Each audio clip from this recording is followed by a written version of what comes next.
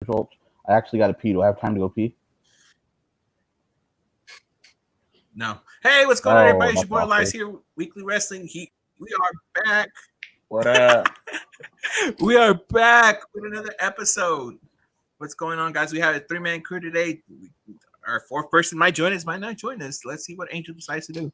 But we are They're gonna here, talk, man. and I'm gonna be right back. So we'll get into wrestling news right quick while you head out. All right. Okay. So now that the COVID situation is actually a little bit more serious in WWE, WWE stars are getting fined for not wearing masks. So that's a good thing from WWE to do. Hey, That's a wonderful thing, considering a couple of people getting tested positive and they were kind of overlooking it, right? No, they were doing the basics. So they were just doing like standard testing. Like, you know, the temperature check, any symptoms you got out of it. But that would I see good things in them doing that. So that's good. At least they're being responsible about it. That's fine. So how much is the fine? So that's that. $500 for the first one, and then it goes up if they keep doing it. And afterwards they will probably suspend people from, hey, what's up, Chris? They will probably suspend people from tapings if they don't listen to the mask ordinance that they have. Also, it's been reported that Bully Ray's contract has officially ended with Ring of Honor. So it looks like they are not re-signing people yet until this pandemic is over. But Bully Ray's contract with Ring of Honor is up. His girl works there, right? So his girl still works there? Velvet, no, she's retired from in-ring competition. So Velvet Sky is retired from in-ring competition for now. So, and also, Conor McGregor called out Vince McMahon. Yeah, I saw that. And basically, Drew McIntyre ended up responding to Conor McGregor. He's like, big man picking a fight with another 70-year-old. You couldn't drop a guy in a pub. You have no chance against Ben. So you're just the latest guy thinking he can have his PR team stick my title on the shoulder and walk into our world. Stick the whiskey, McTapper. Okay, quick question. This is off the last thing you said. When everything's back to normal, we noted another Mae Young Classic planned, or another women's pay-per-view planned, or something. They said there was a big women's event planned that got scrapped for now. If they did another Mae Young Classic, I think Velvet Sky could be one of those big names they pull in for it. Could be. It could. Or they could probably bring back Tessa Blanchard as well, since she's a free agent. Good one. Yeah, that's yeah. There's no telling. I heard a rumor. Explore the possibilities. I heard a rumor about Tessa. What was that? Nyla's opponent hasn't been named yet. Oh, that is right. You want to pop a rating? That's how you pop a rating. But I think it would have leaked if Tessa was there, right? Yeah, somebody would have said something by now. There's no telling exactly on that one. But all right. So also, speaking of which, NXT Night 2's main event got spoiled by a NXT superstar. It looks like he has. These Indians need to stay off their phone. It looks like he has heat from management for leaking that. But somebody else came out and said that there's 2 taped endings. So there's no telling. We'll see exactly what it was. But I think if that spoiler, we're not going to tell you because we don't believe in spoilers. Correct. If it is the ending that we did see, I am not complaining about it. I really want to see that and how it happens. So, especially in the times we're on now, like, I think that's gonna help WWE on the rating. Yeah. So I can see that. So that's pretty much it for news. Supposedly AEW's Night 2 got spoiled as well. The full card, but there's no real legitimacy to that. So we'll see what happens on that one. The Wednesday night, I guess we could call them the Wednesday night wars, actually are heating up because, I mean, man, good time to be a wrestling fan. Oh yeah, especially on a Wednesday night. Shoot. Yeah. So, what do we want to start with? Did either of y'all watch SmackDown today? Yeah, I did. I didn't. I didn't get a chance to watch it. SmackDown was good till the main event. Okay. So if you're gonna go watch it, watch it. Don't spoil it. Don't spoil it. You didn't like the last segment? Huh? I enjoyed the last segment. It was up in the air, to be honest with you. I liked it, but I didn't like it. You think they're getting too personal with the Jeff Hardy stuff? Like they need to. No, I don't know. I wish they would move on from it. So. Oh, they still got that going. Yeah. And speak of the devil, and he shall appear. Dun dun dun. No. I like the Star Wars thing. Welcome to the show, Mister. Guys, Yeah, we're just recording from. We're just gonna record at 1 a.m. from now on. That's what we're gonna do. Hold on now. Don't get a hold of yourself, Moise. But okay. Well, All right, I don't know. I don't know if either of these two can even stay awake that long. But oh, you talking about me? No, I'm talking Angel and Chris Sean. What up, Angel? What up, Angel? How you doing, sir? Good. All right, so let's get an overall thought of both shows. What was your overall thought of NXT Great American Bash Night 1 and Fyter Fest Night 1? First, did we say hey to Chris? Yeah, we did say hey to Chris. I already did. Hi, Hey, Chris. Chris. Yes. I said hi too. Chris got you before you did. What's up, Chris? You know what? He's not going to stay as long though. I don't know, Chris. He might. Chris is one of our loyal guys. So. Chris stayed till results last time. Remember? That's true. So, if I remember correctly from the standings, Angel leads in first place, and me and Moise are tied in second, and last place comes Kriston. I was looking for that. Where did we put our results? I thought I you could gave email. it to you. So I can't. So I'm in last. Yeah, or I think. Surprised? Yeah, because you were tied with here they are. You were tied with Angel. Boom. Oh, I can't get your picks up. So, I have them up. So, let's go from the top. So let's start from the bottom up on AEW. So, Private Party versus Santana Ortiz. All of us got it wrong. Well, let's go in order of the show, and then we'll talk about our picks at the end of the match result. Okay, so MJF, Wardlow versus Jurassic Express. We got that one wrong. Damn. We all did, yeah. Yeah. I enjoyed this match though. I like that match. I really did. Wardlow and Luchasaurus are great for big boys. Oh yeah. yeah, that's Wardlow. I see that being a main event eventually. Wardlow is going to be big time. Whatever company And he goes they ends up with. they teased a separation between MJF and Wardlow a little bit. I don't like that they've been teasing that since the beginning. They did. They basically teased that since they got together. I didn't like how it ended though. Like my thing is like I guess it was with the how it ran with the program, but for MJF to hit Wardlow and then Wardlow take the pin, I didn't like that. I wish MJF would have taken the pin instead of Wardlow. No, you gotta keep MJF unpinned.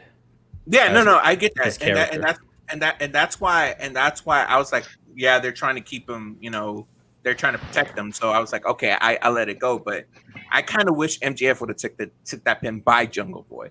That would add a little bit more. I got something on my mind, Elias. What's that? I'm thinking the main event: Brian Cage versus Wardlow. Down the road, that definitely can happen. Down the road, yeah, I could see that happening, and it'll pretty much be a pretty nice match. It'll be a freaking slobber knocker. That's what it'll be. I'm gonna get my "this is stupid" out of the way right now. Go for it. I keep seeing this after we've talked about it. People are like, Oh, everyone, Brian Cage is ripping off Canyon with the "Who better than Cage."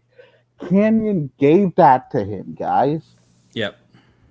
It Stop was given doing to that. Canyon before Canyon left us. It was given to Cage, Please inform so yourself Cage can before do you whatever say. he wants with it. So I watch a lot. I'm starting to keep track online of the comments and stuff like that on Twitter. Man, some of these people tweet some of the dumbest stuff. I'm sorry. Like, if you're not informed as a wrestling fan, you should know that like, if you know anything about Cage, that's the number one thing you should know. Like, And he's got a really beautiful wife. he does. Anyways, moving on to the next match, Hikaru Shida versus Penelope Ford. I like this match. I like this Shida match. made I like this Penelope look like gold. This was Penelope's best match, I think, ever. Best match, 100%. Yeah, yeah. Best I- match Oh, yeah. ever. I don't like. And we all got that one right, so that's 1 point for everybody. Is a really good match. Showed him off. I don't didn't you like that Penelope kicked out of the Falcon Arrow. Twice. I feel like that's the finish. I don't know if they're just trying to put over the knee or, hey, she's a fighting kind of girl or whatever. But yeah, I'd rather have seen Shida win a little bit more dominantly. Personally. Penelope is gonna be money down the line, in Yeah. in Oh, yeah. in Oh, yeah. 3 to 6 months. If they utilize it correctly. Yeah, in 3 to 6 months, if they utilize her correctly, Penelope and Britt Baker are gonna be household names. Well, Yeah, and you know can't what's believe I'm crazy is saying this. Yeah, Britt Baker gonna be a household name. I can't believe I'm saying that. both of these first matches, that's pretty much what it was. These are all guys and girls who you say these are the future. Like even Shida, like she's pretty young, right? She's 27, 20 something like that. So it's a Hikaru team you're building around. Same thing next match, right? Santana Ortiz Private Party was next. Hikaru Mm, Shida's 32. Yeah. No, it was is actually she? Wow. she's actually it was Cody versus Jake Hager. I thought she was younger. Yeah. guys. Sorry. But 32, you still got like 3-4 years, solid years, you know? Yeah. Jake Hager was. I mean, Omega. I think for Jake example, Hager Yeah, gonna be. or 37. Oh, sorry. So, anything else on this? I match? like the fact that they kicked that. I like the fact that they kicked out Kip Sabian in the beginning. It made the match look more of a championship match, and even when he came out and got laid out by that kendo stick, it was perfectly fit and perfectly timed Exactly. to the match. One thing I want to say about this, so my dad got that old school wrestling mindset where he's like, I actually want Angel to hear this, so crap. Yeah, good match. I'll come back to my point. Let's start on the third match. You said it was actually Angel's back. So Angel, I was saying my dad's got a very old school mindset. So he's very old school in the if you're gonna have women referees, they should only women the match, right? But then he saw Aubrey in, I believe it was the main event Aubrey did. And my dad was like, Aubrey is the best wrestling referee right now. And I completely agree. She's really good. She has Aubrey the is really she good. has the freedom to. She has the freedom to do more in the ring officiating than most referees usually do. So I like that about her. And I like that about her I know a being lot an of people AEW. crap on him. The bald dude in AEW, I really like him too. The one that's on Being the Elite every now and then. Bryce Rimberg? Bryce Remsburg? Remsburg? Rick Knox, that's what it is. Oh, the older one. No, Bryce Winston wasn't there. It was Rick Knox. The older one. Yeah. Yeah. Rick So Knox. third match of the All night right. was Hager and Cody. You said this is what? This was the third match of the night.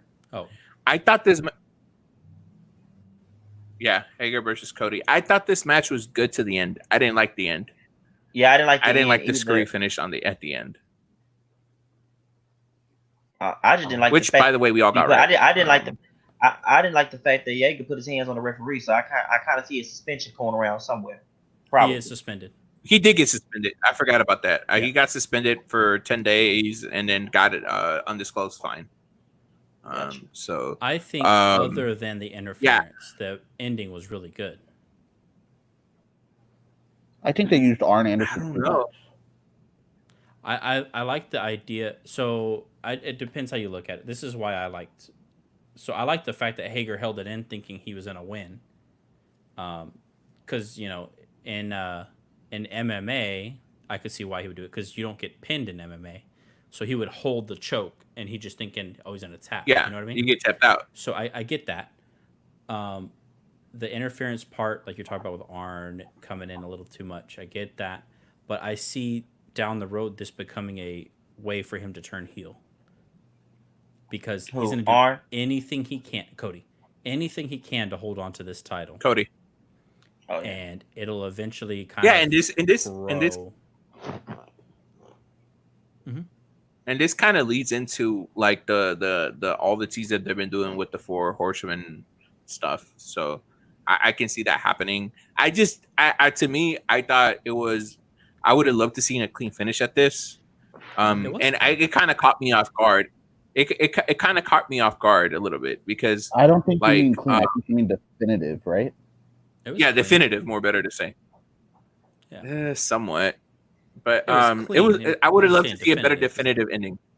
Yeah, definitive. I would love to see a definitive ending to that one because I don't know. I think if you're gonna put so much prestige on this title, it should have a definitive ending. But again, like you said, it could lead to it is dropping seeds to that heel turn that Cody might do eventually. Because I think in the end, the Nightmare family is going to end up splitting up somehow. So, all right. Anything else about this match? No. Cody did this one really cool spot that I haven't seen him done in a while. He jumped off into the second rope onto the top rope to the outside. That was pretty athletic for a guy I don't think is that athletic. Yeah. I think Hager's wife was perfect in this too. She did a great job. I don't want to see her more. Yeah, I was about to say. Oh, I would love to see her. She played her spots perfectly, in my opinion. Like stepping on Cody and such. Yeah. Yeah. So that was, they used her perfectly on that one. That's the right amount of interference I would have loved to see on the other side.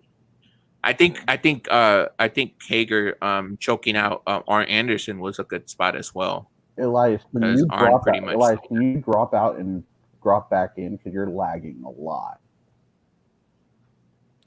We run the show now, boys. All right. We run the asylum. All right. So next match was the Private Party Santana. All right, is this better? Yes. Yeah. Oh, Darby Allin segment first, right? Yeah. I mean, more skateboarding tricks. Darby Allin's in a phone booth saying, "What do you mean I'm not cleared?" Not cleared, yeah. That backflip onto the rail. Oh my god, dude! If I'm Tony Khan, I'm flipping out right now. Because you've got a guy that can do all this. That's great, but man, if he gets hurt at home, I'm gonna be so pissed. I think that's the point of the videos, though. I think it is too, but dude, come on. I mean, you knew what you signed up for when you got him, though. Yeah. All right. So third match was Santana Ortiz versus Private Party with Matt Hardy. We all got this one wrong. This one to me may be the most upset. Really? Wow. I agree with Santana Angel. Ortiz need to win, not Private Party. I could care less about this Hardy Party thing. Well, that's a lie. I get it, but there's no reason to push them right now. They're still way too green. Or really? The only flip side I can see of that is you don't want Santana Ortiz to be too strong because they have another tag team stories that they're doing with all these other really good tag teams. But it would also winner faces Omega but they've been taking... It's winner faces Omega and Hangman next week, so I could see them not wanting Ortiz and Santana to lose that match. You can build it. Right. And Santana, I'd prefer to see... I don't know. I'd rather see Ortiz take the pin, not Santana. Santana's like he's got that singles look to him too down the road. Yeah. Yeah, I really much rather have Santana Ortiz win this one, not because of the picks, but they've been losing too much since after what was that last event? You think a split up is coming Last to pay-per-view life? they had. The Stadium Brawl. No, or but whatever. after the Stadium Brawl, they've been on that losing end of things so far. Because So Santana I lost thought to a Matt win Hardy, this. so did Ortiz. Yeah. I'll say I could see them using that as a storyline. Hager lost, Santana Ortiz lost. If Sammy was on this card at some point, before everything, he probably would have lost. Right. Yeah, I think this would have been he would have had a match against Matt Hardy. Yeah, probably. Well, he had a match with Matt. He was supposed to have a match on the week before, which was when Santana got pinned by Hardy. But yeah, no, I mean, you get what you get out of this match. Private Party, they're doing so many cool stuff that they're not ready to do, but it looks cool. There's just a little bit of a timing thing. Yeah, you think? Yeah, I thought that was a problem with this match as well. There's some spots where you see where Private Party was a little bit ahead of everybody, and they're like, we had to hurry, we gotta hurry. Yeah, and then, So I don't know if the stream that me and Matt and a couple of other guys were watching, there when they went into commercials, I forgot what segment this was, but when they came, we were watching when they came back in. I literally heard somebody say 3, 2, 1, and the audience just started like cheering again. Damn. I watched. I don't know what stream it was. Stream overseas. Live TV wasn't in there, but as far as doing it on the stream I was watching, also had the full no commercials break. Yeah, that was what I was watching too. Okay, so he counted down because they do that at anything. Hey guys, we're coming back live. Get ready. 10, 5, 4, 3, 2, 1, whatever. I can see that. So it didn't. All right. Cool. I thought that was funny to me. Like I really thought that was funny because I haven't heard that in a long ass time. I remember when we tried to make fun of WWE for stopping wrestling during commercials. And you said, like the Nia Jax situation in them. Yeah, so nice try. No, it was funny. Like I really legitimately thought it was funny. I'm not trying to throw a dig or anything. Like I really thought it was funny. I caught that. That's why I was like, holy shit! Like, they're not doing shit. So I guess that's when they did that. So. Did we get the Taz promo after this? And then this is the Taz promo after this. I'm gonna stay quiet on this because I won't get in trouble. So you guys take this. I would take it. I loved it. Yeah. And the reasoning behind it being like it's a legit promo, but it's a shoot. It wasn't a promo. It was a shoot. Okay, but he made it into a promo within the freaking context of it. He's like, "Guy, hey, this is happening. You're staying at home even though you've tested negative twice. We don't run a loose ship here. That's the part y'all got upset about." But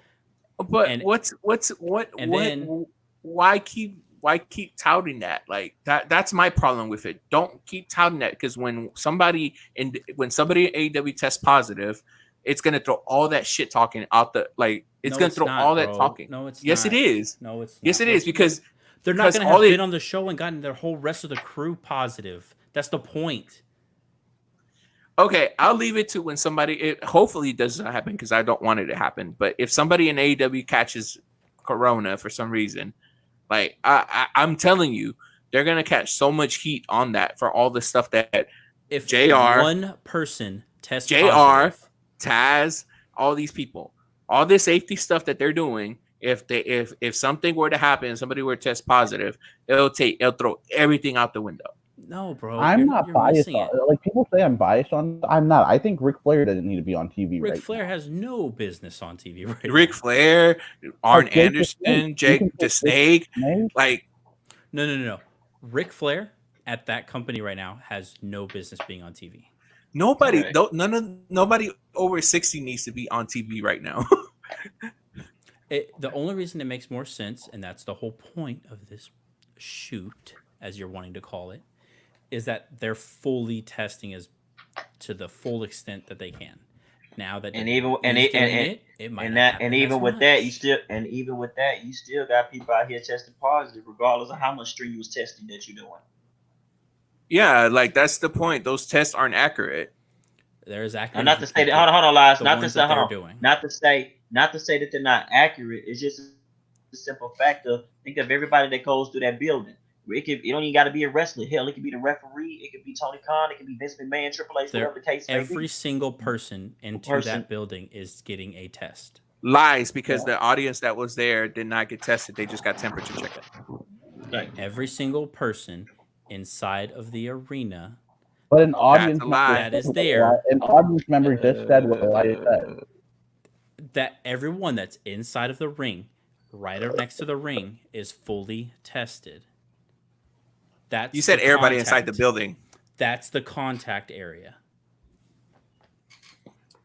I guess I don't like people throwing. I don't, given the situation, I don't because I had to get tested because somebody decided to do that. I don't like people talking shit like that because it's something that it's not worth shooting about. That's my personal opinion. And I'm gonna also say this too, Elias, the fact that AEW is throwing salt because they feel like, oh, we tested everybody and such. The thing about it is I don't understand why they're saying that, because you can test people all day long. Anybody can catch it, regardless if you're in the building or not. You can get a false negative. You can get a false negative all day long. And then what happens then? All that shit that you talking about, we're the most perfect company. We test everybody. We're That's so the perfect thing. in See, doing y'all this. extrapolate. They're not saying we're the most perfect. Jesus, I can't anymore. Let's move on. They're not saying anything that y'all are extrapolating it to, and y'all keep doing that.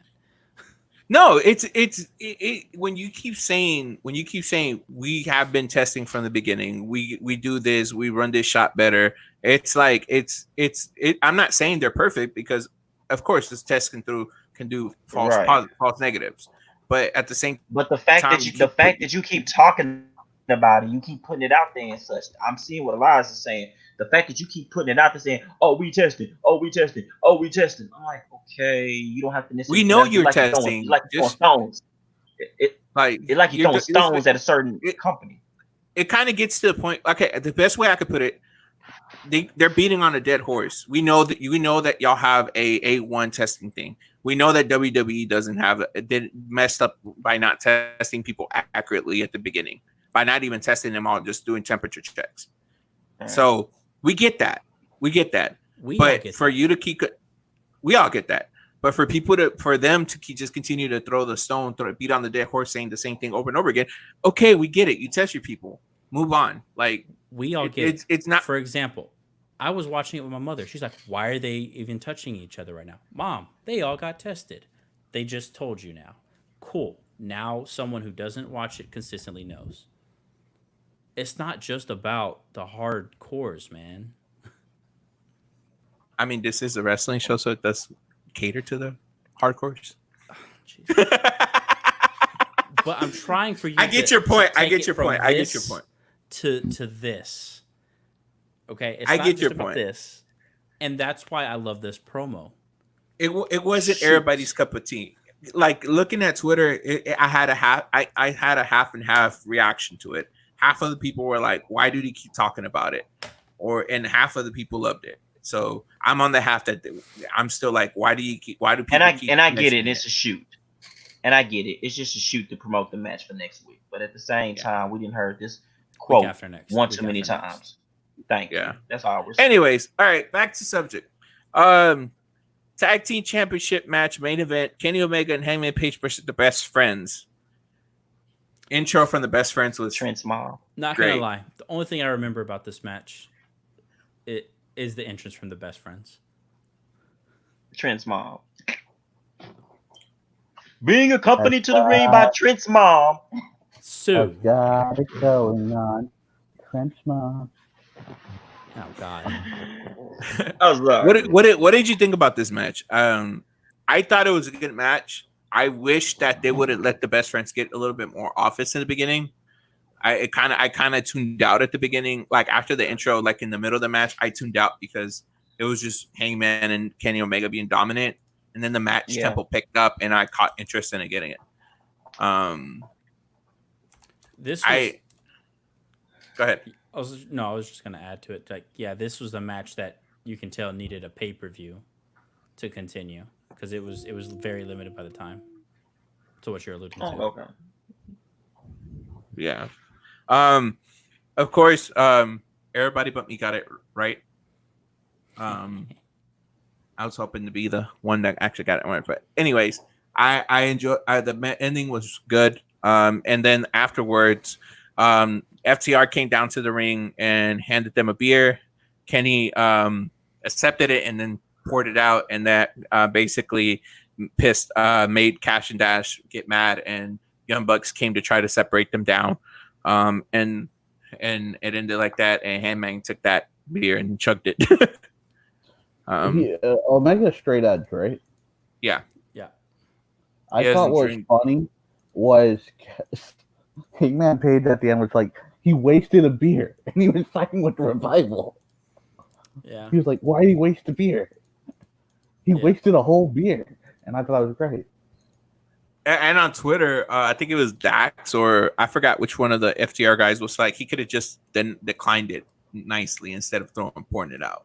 See, I think Kenny looked at it like, you guys know I don't drink. You're doing this to antagonize me. So I'm going to antagonize you back. But FTR have a good out to say, we're new here. We didn't know that. Even though they probably do. They probably did. But as far as storyline goes, it was perfect. I thought it was a perfect ending for it. The match was, it was all right. It wasn't like... Best friends have some ridiculously interesting moves sometimes, though. Trent, I think we all like Trent, right? Yeah. Yes. Right. Yes. Chucky T is one of the guys that I'm like, on. But he did that one pile driver.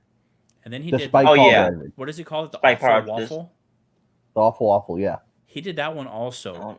Okay. And there was a point in this match where Omega had done something to the outside. And he ended up, they threw him, flipped him over onto Hangman, and he hit his head. He hit his head, yeah. And they started attacking it, like legit. Like it was almost a real fight. If someone's hurt, you're gonna go for them where they're hurt at.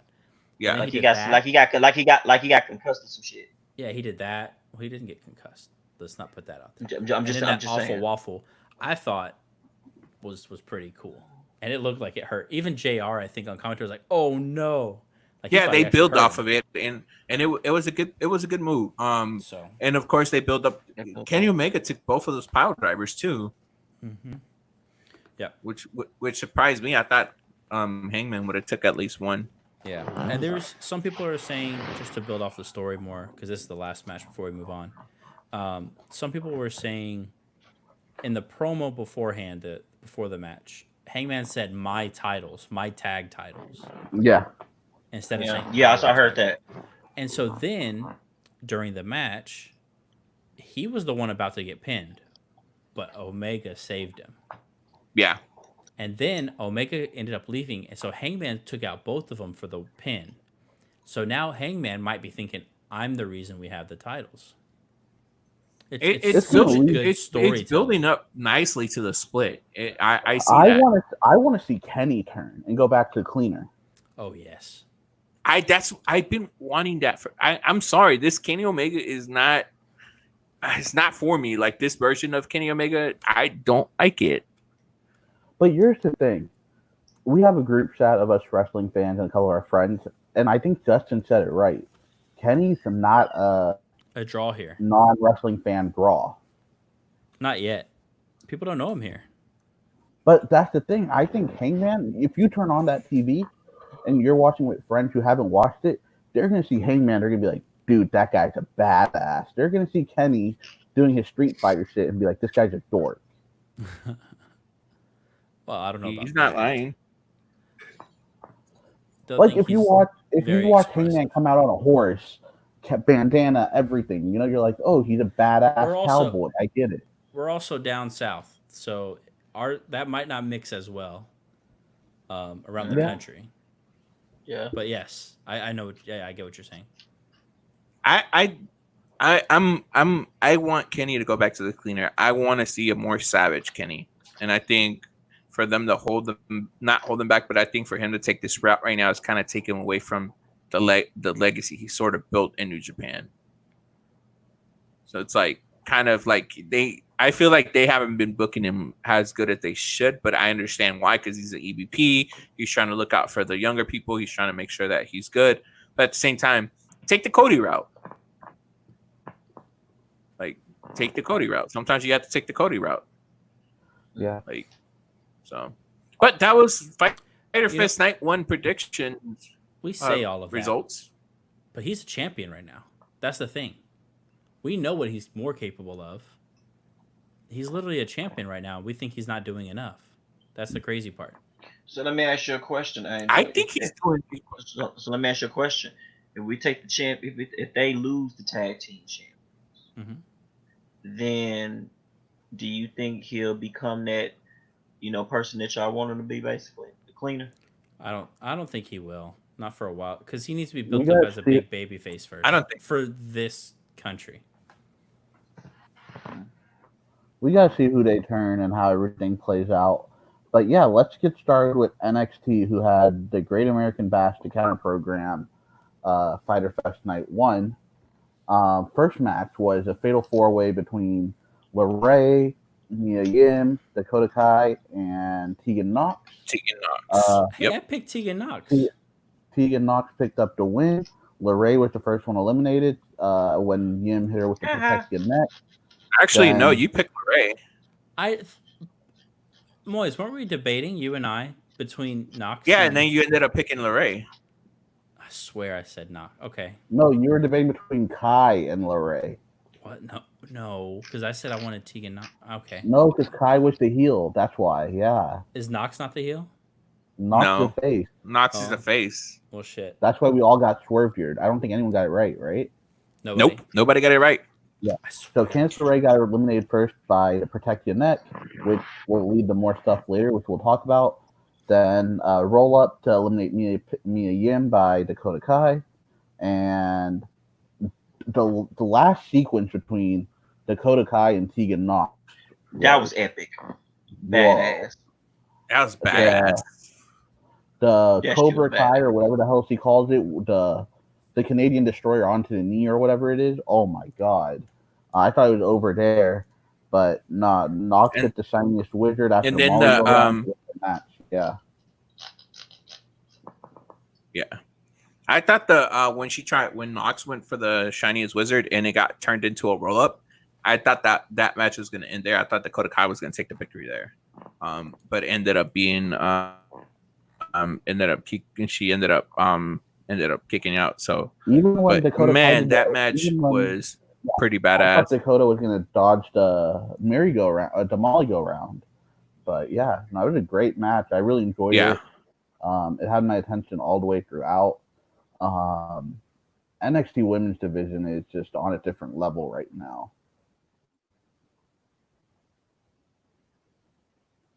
Monty, thoughts on the match? Then we get a backstage afterwards. We get a backstage segment. One second. Monty, thoughts on the match? I thought the match, the last sequence of that match, I thought it was pretty good, really. So, and then we'll talk. I guess I guess we'll talk about the backstage situation later. But Angel, thoughts on the match? Angel, did you watch it? It was a good match. Someone's a little salty that his AEW opener wasn't as good. All right. It was high. No, it was better.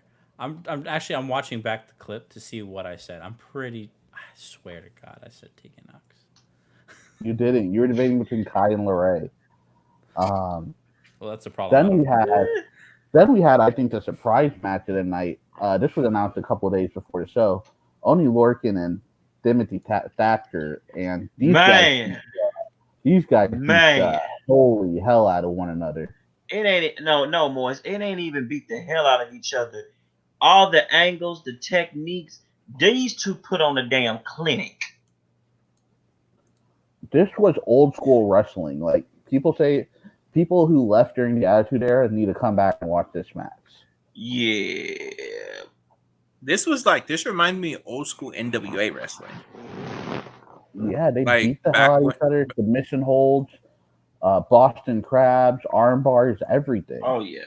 This reminded me of a Ric Flair Ricky Steamboat match Yeah. back in the NWA.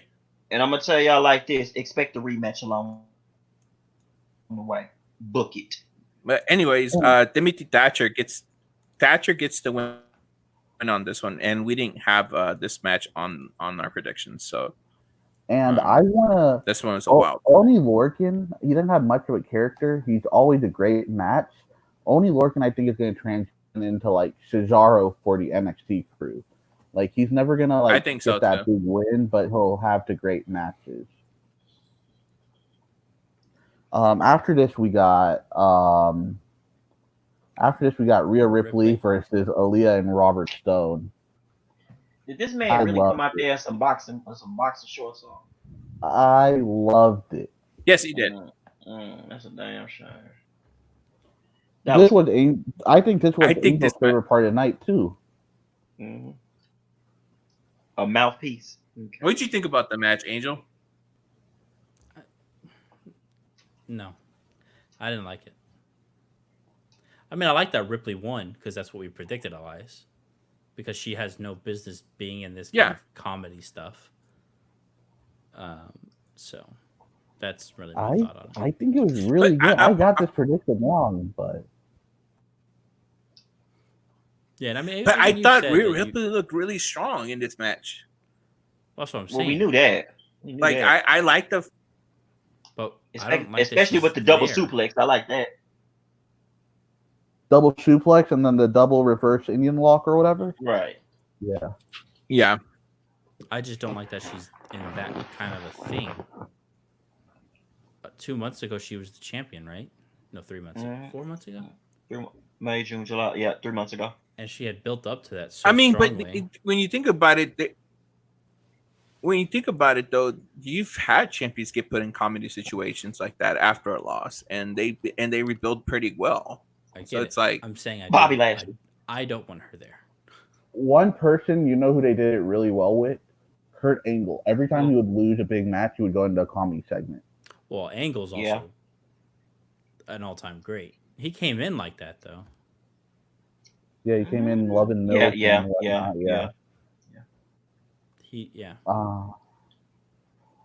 I thought I was even watching some of his old But then my stuff next question like is that. this, though. Now that Rhea Ripley won this match, what's next?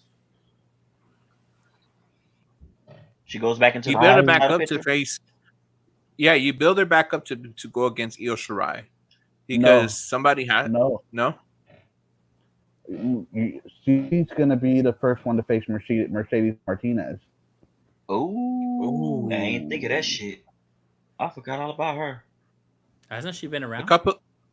She's she's been doing promos. She's coming. So she's coming back on TV next week. Yeah. I really hope they do a good job with Mercedes Martinez too. She deserves a nice little run in WWE. Cool. Yeah, no, and that's gonna be a crazy match. Then afterwards we get into. Sorry about that. I think Mercedes will beat Rhea, and that's when Rhea will transition into main roster. You think so? Yeah. Then we got the strap match between Roderick and Dexter Lumis. And one thing with Robert Stone, I think Killian Dane is going to be the next client.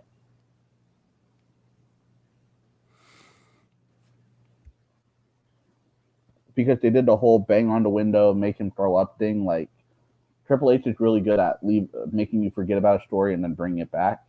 So I think Killian Dane will be the next client for Robert Stone. Yeah. I think so too. Time will tell.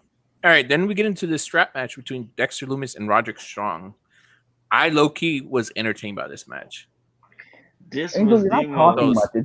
Angel, you're not talking much. What's going on? I skipped this match. So, as you guys know, 3/4 of this podcast will watch both programs, give you insightful, open-minded discussion, and then 1/4 of this podcast will only watch AEW, skim through NXT, and just be like, "Oh, AEW was the better show." I said once that NXT was a better show. No, sorry, we'll say AEW was the better show. Sorry, No, But- I know. I said once that NXT was the better show. So that's not and true. they're out. yeah, the only week you watch both programs. I watched But- it. I just skipped this match. Why? Why did you skip this match? Why Not did you skip interested this in it. match? Whatever. Would y'all say this How strap match about was this? better than Angel, the Fiend how about this? This Daniel was Bryant entertaining. one? Because I saw that live No, just too no. recently. No. and they can't I top it. Nah, I wouldn't the put Dexter it on Loomis that match. level, The but Dexter as Loomis far match as- with Roger Strong was entertaining. it was really entertaining. I enjoyed it from start to finish. Mhm.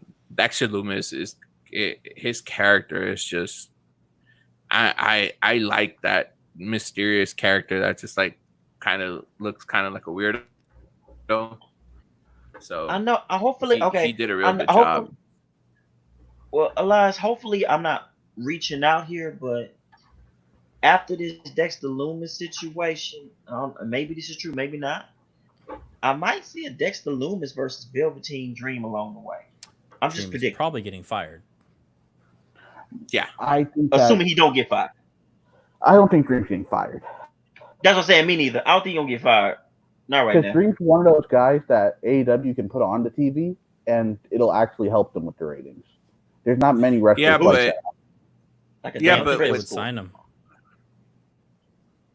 With all this stuff going on outside of the ring, I don't think nobody will sign him for a while. I think they want that all cleared up before they would do anything.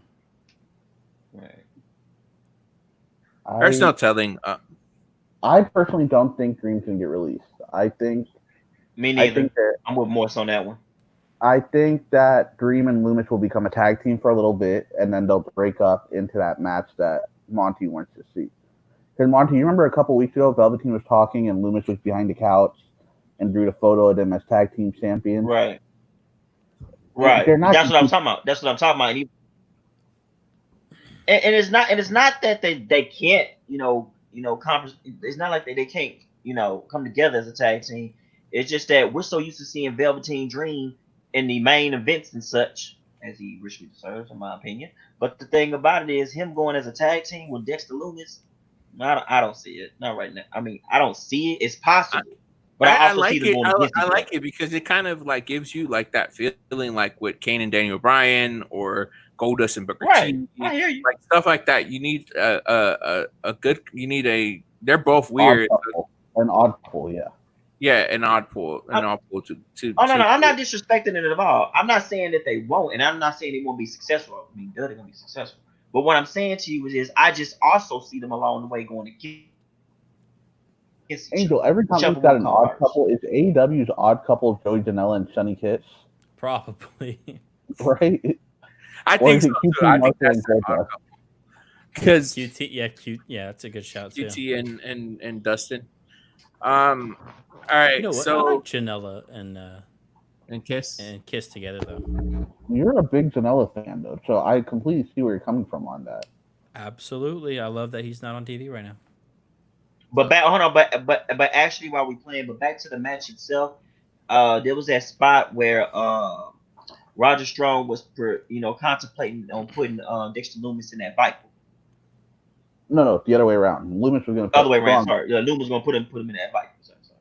Yeah, it's a callback And then there was to great that- storytelling, which Angel doesn't like in wrestling for some reason. And then Right. another good Just spot said I the thought end was of the last show had great storytelling.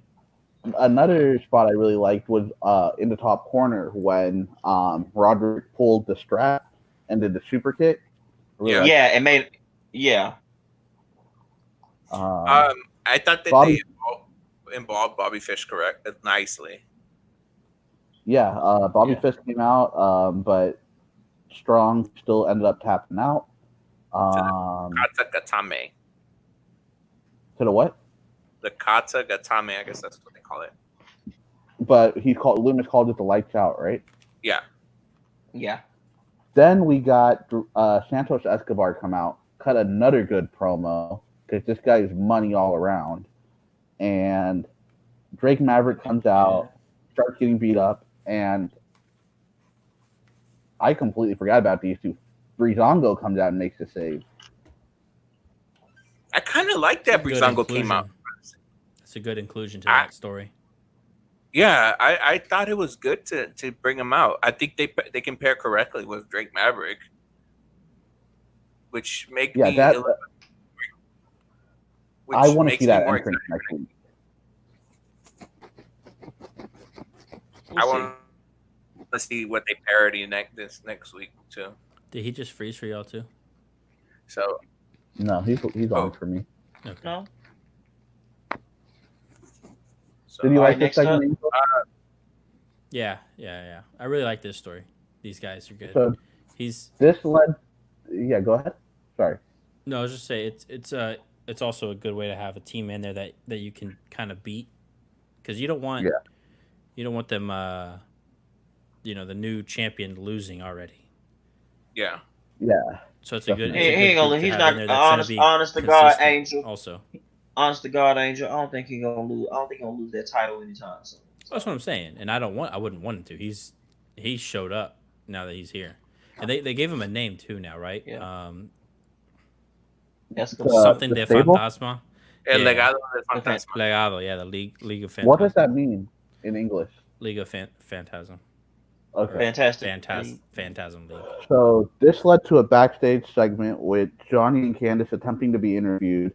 Candice sees Mia Yim. They start brawling. Sets up a street fight for next week, and it sets up a future match with Gargano and Swerve, I think, as well.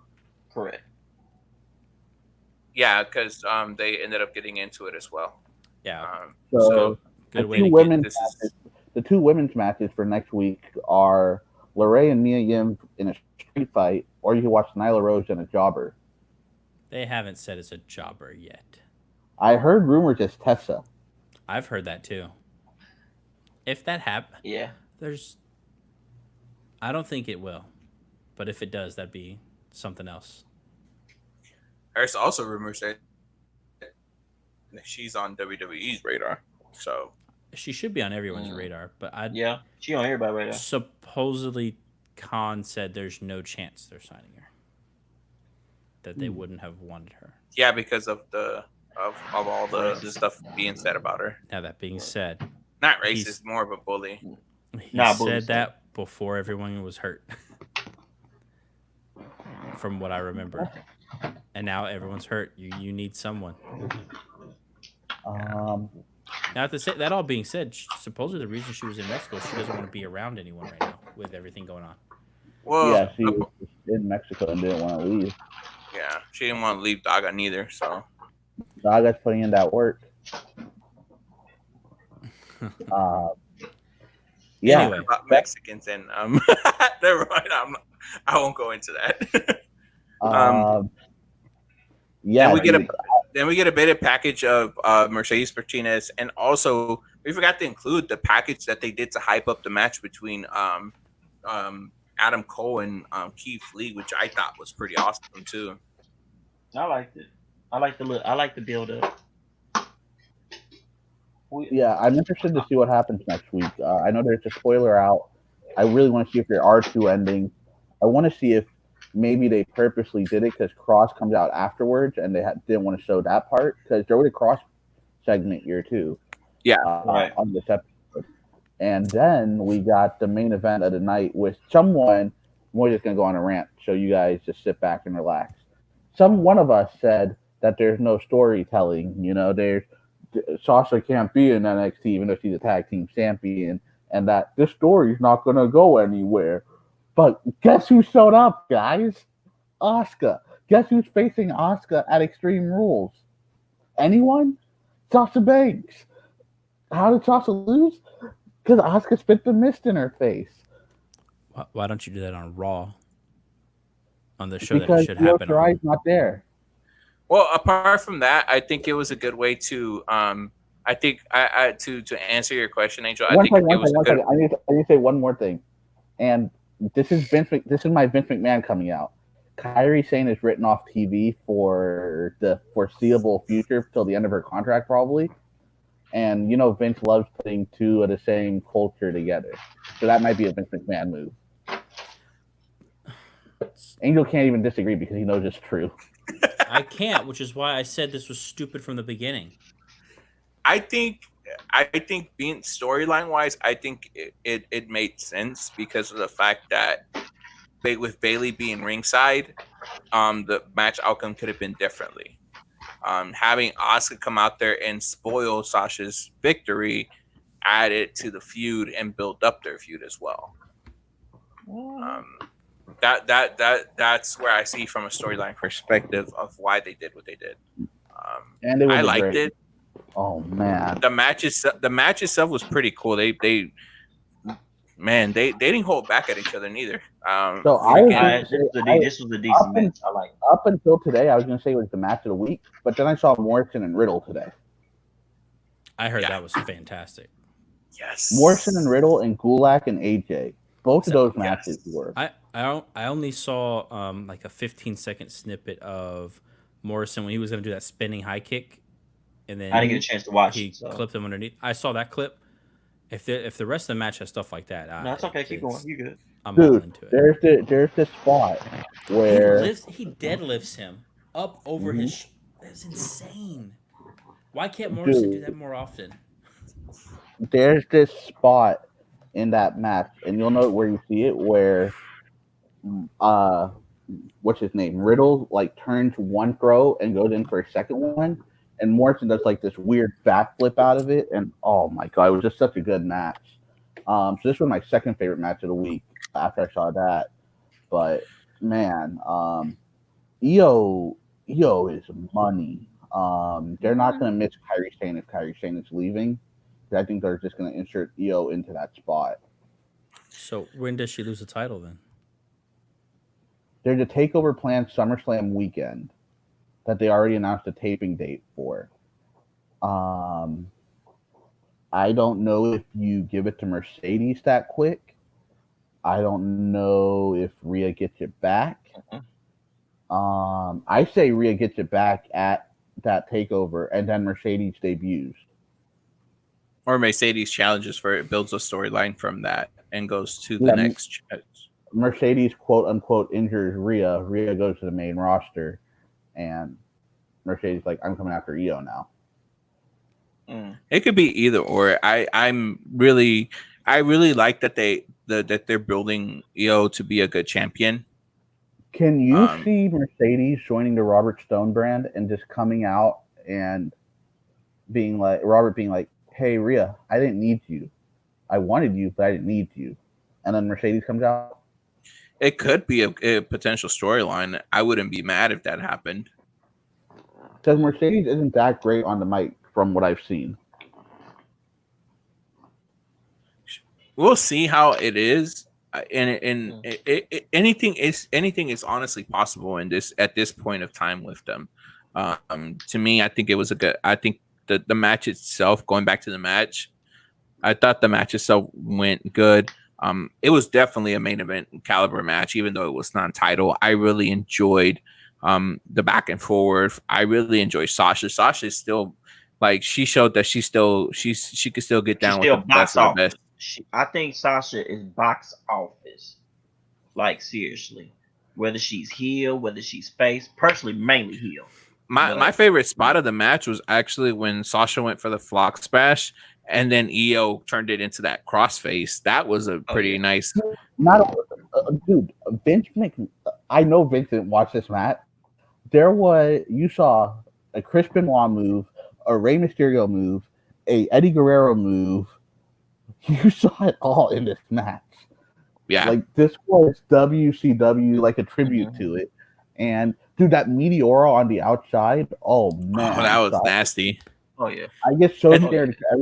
I get so scared every time Sasha did the Meteora because she blew her leg out once doing it. But oh man, dude, it was such a nice spot. And another point on this match, they used Bailey perfectly too. The way that she distracted Io when she was on the top rope with Sasha and honked the horn, distracted Io, and then how she got taken out by Io,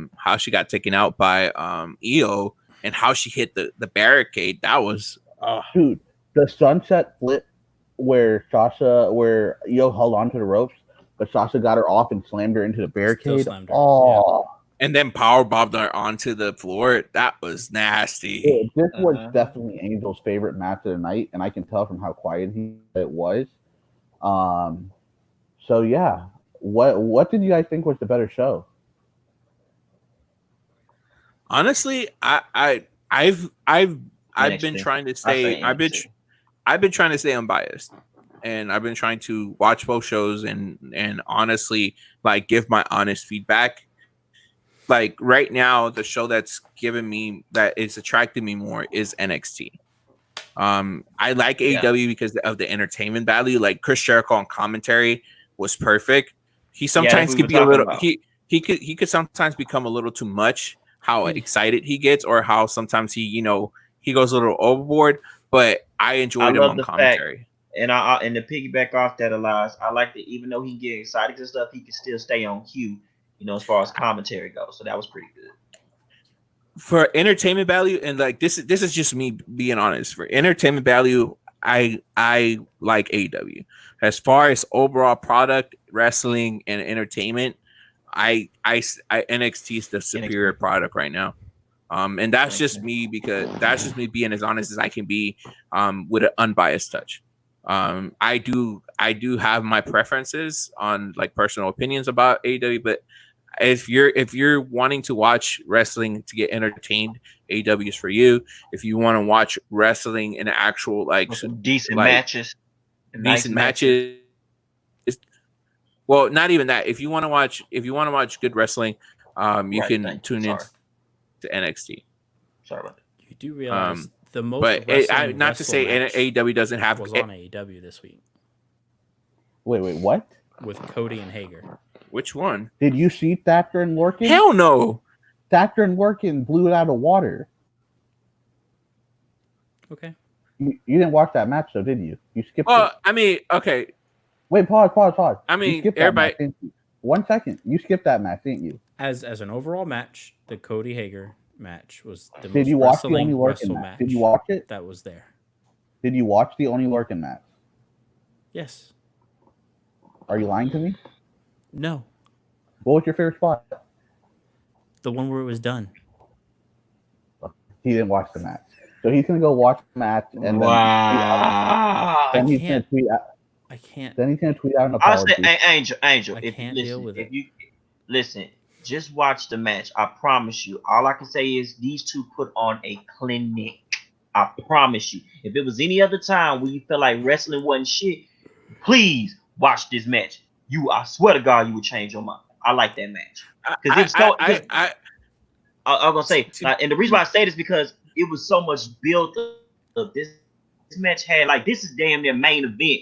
I could see this maybe WrestleMania, like before WrestleMania type match. You'll like it. To be honest, again, I see a rematch. On Age's defense, Age prefers AW over WWE, anything WWE. So I mean, I understand, but I will say, yes, the Hager and Cody match had wrestling, but it also had shenanigans. This match didn't. Thank you. It was straight up wrestling. It was just straight up smash mouth. Wrestling match. Because it had that stuff in it. Well, just watch it. But there were so many. Just watch the match. Just watch the match. Trust me. Well, here's what I'll ask you. So either way, what's announced for next week on Great American Bash? Candice LeRae and the winner take all title match and the 6-man tag match, and maybe Damian Priest and Cameron Grimes. They haven't. What's the 6-man? Fandango, Breeze, and Maverick. Yeah. So that's maybe where I see the difference on these two shows. This to me, I look at this as a overall because this is basically a pay-per-view, right? These 2 Yeah. weeks. Yeah. This week's AEW was the undercard, if you think of it that way. I completely agree. And next week is like this is the show to watch. Yeah. The only thing that they added to it that we don't know about yet is the Nyla The match tag team match. But you don't. You're not. You're not and- having. and the tag match, which they're basically putting that to take over the match that they're going to be missing championship. with the championship match. So I think it takes. I think I kind of like without the championship match, it being moved. I kind of locked. I'm being honest. Like I kind of lost interest in night 2 because I really wanted to see Moxley versus Cage. you're going to see. See, I disagree because I disagree because I want to see Cassidy Jericho. I want to see Cassidy. Well, that too, but I want to see like, FTR it kind of- and the Young Bucks with the versus the Lucha Brothers being there. Period again. yeah, Yeah, but I Lance don't Butcher Butcher and and Blade Blade. really. And your boy Joey Janela. Hey, Butcher That's and the gonna be Blade. That match is going to be a minute. Lance Archer Janela. Yeah, match is gonna be a minute. Janela's gonna get That's destroyed. why I said that's your boy. And Sonny for Kiss fight for the fight for the fallen, it's going to be Sonny Kiss getting destroyed by Archer. I'm sorry, that's how it's going to be. Yes. But what I don't know. I'm not. What I'm not saying here is this is a clear storytelling, more of a storytelling company. When you say this week, why was this show better than that show? You can look at it a lot of different ways. I look at it as this was the beginning of the undercard. of the show, of the whole But show. okay, unbiased. Can't you say that with the Candice LeRae, Mia Yim stuff and the Drake Maverick stuff? No, because on a pay-per-view, you're not building up another week, if that makes sense. How? You're not How having if how if AEW did the same thing this week with building up the tag team match to the winner gets But faces the Angels saying that. the chat tag team champions next week. but that was But they already had in the to. plans. Does that make sense? Because they need a backup plan if the Moxley stuff didn't clear. So I do get what Angel's Right. saying there. Yeah, and it's not like it's a bad, it's not a last minute. It was last minute, but it's only because of the situation. It wasn't, hey guys, they're putting on a cool show. Let's put on our version of the cool show. We have next week planned, and we'll figure out the rest, which is what it felt like with NXT. I think AEW is going to win every quarter next week until the main event. Except, Realistic. yeah. It depends what their main event. If they put the FTR Young Bucks main event, I don't think people care about Butcher and Blade. I think you got to put Jericho and Cassidy as the main event. but you care about FTR Young Bucks, right? I care more about Jericho Cassidy. Okay, so you think FTR Yeah. Young Bucks is more of the middle of the show? I think you open with that. Yeah. Only problem I have with Either open Cassidy it- Jericho being last is they're going up against the double winner take all. That's gonna have a lot of views, even though it's been potentially spoiled, Now that part I agree with Angel. Thank you. and that's gonna be hard to compete against. And you don't want Cassidy Jericho coming out of it looking like, hey, they lost again. Which I'm not saying that's the only And thing this to blood worry is about, involved, but but I doubt it. And But honestly, if if you're a wrestling fan, you're looking forward to Wednesdays.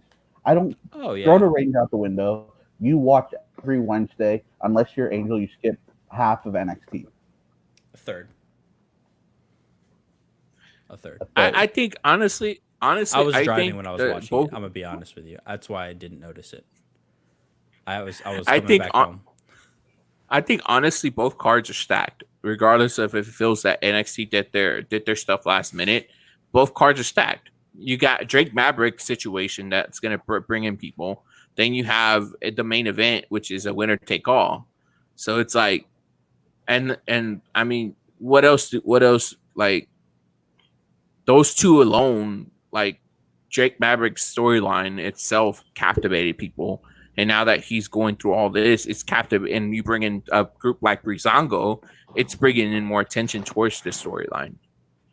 So I'm curious. I'm curious to see exactly how things are going to pan out next week. What match is going to start what? But I'm excited for the main event for NXT. I think NXT starts with the women's street fight. I think so too. Hmm. Because LeRae and I'm pretty sure. Well, LeRae is known to be extreme, and this street fight is her domain. Like Do you remember the Dollhouse match from Impact that Jade was in? that too. But I mean, think of the match that LeRae and he who must not be named anymore versus the Young Bucks, where the Young Bucks hit her with a freaking super kicker with a shoe full of thumbtacks and PWG. Oh. Yeah. And she took so much freaking so much damage that match, and she made it through and won that match. It was pretty awesome. So I'm pretty sure both women are going to show out next week. I'm interested. I'm hoping, and I know Angel's hoping this. I know any wrestling fan is hoping this. I hope Nyla is not against a jobber. I hope so too. I really want to see a good match from Nyla Feels again. like it's going so under the radar that something's got to be happening.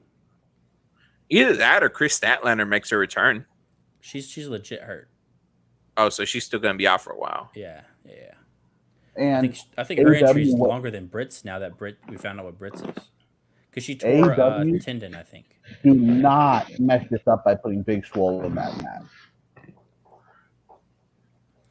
Yeah. Didn't she they already shouldn't have be. a match at one point?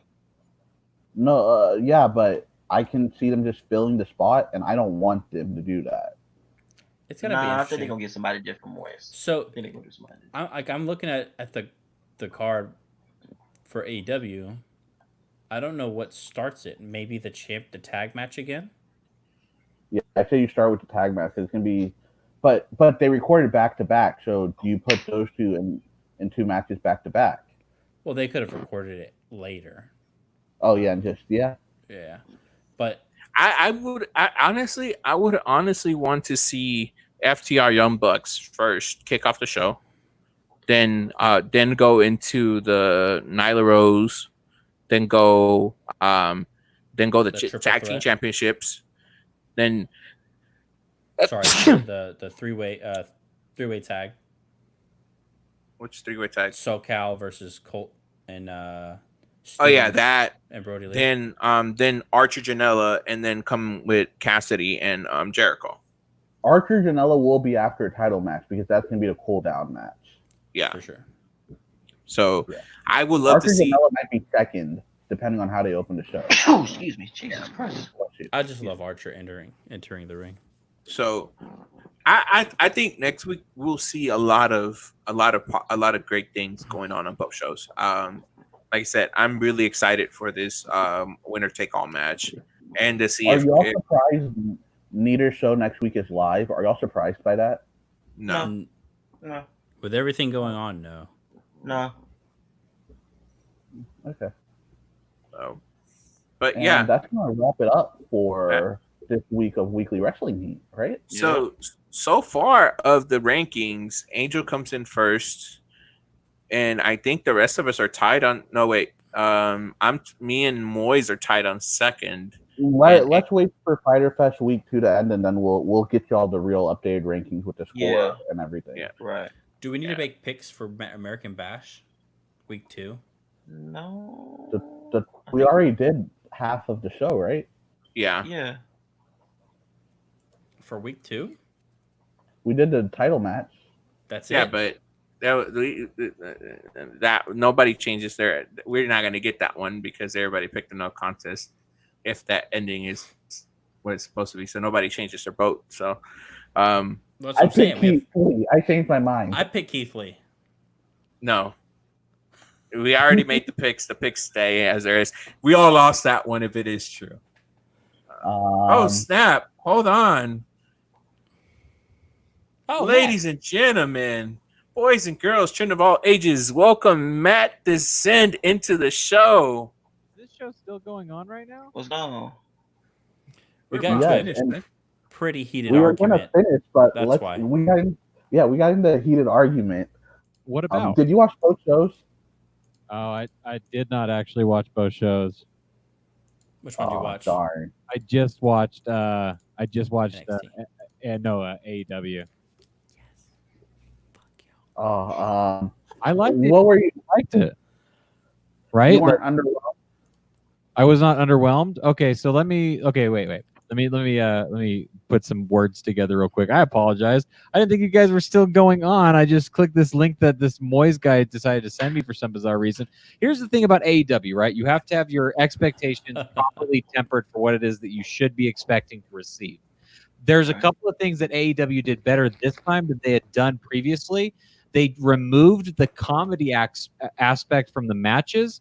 They kept it purely on the commentary, and they did not use comedy and indie kind of like feeling to the matches as much as they had relied on previously to this show. Yeah, it was all on the entrances or on the commentary. You're right. Yeah, they kept the comedy where it belonged, which is in the commentary, in my opinion, and they did not use it to try and emphasize anything in the matches. The matches was pure wrestling. Now, it's debatable if the wrestling was good or not, and I would hear both sides of the story, right? Because there was moments where the chemistry of certain wrestlers did not mesh well. I was expecting a lot. I was talking to Elias actually when the match was going on between Cody and Hager. I was expecting a 5-star match. I honestly was, and that's what I needed to have happen. What we received instead of a 5-star match was like a 3, maybe a 3.5 with a really shitty ending that took it down a whole nother point. And that was sad to see because I wanted those two not only to work well together. Correct. That's correct. Not only did I want to see them work well together, but to be completely honest with you, as a wrestling fan, I needed them to work well together. Because the fact that that match fell through the way that it did, it hurt the overall product and it hurt the title, in my opinion, in the overthinking part of this, right? Like me acting like a booker and stuff. Like I feel like it hurt the TNT title that they were trying to promote with this match.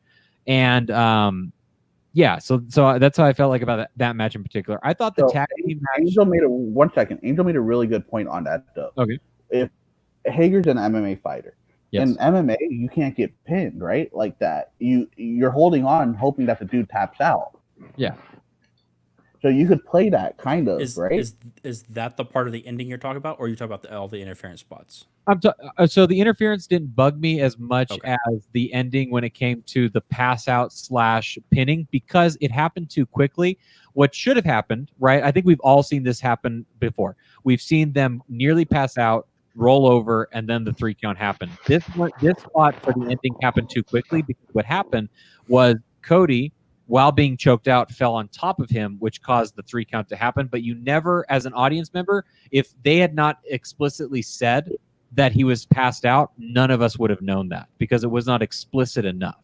If they had made it explicit enough that he was passing out in the middle of the hold and then the pin happened, it would be fine. I would have been okay with the ending had it happened like that. But because they did not properly give us the information that we needed to see in the ending of that match, that was the issue that I had personally for that. I took them announcing that he passed out as he passed out after the 3 count. After the 3 count? Which is why Hager thought he won. Because he See, was told to release it. And so he got up. Oh, he's knocked. I win. So that's how I heard it. So but going back to that makes it not properly for me as the viewing audience, right? As the viewing audience, that information was not distributed to us correctly. It was given to us after the fact.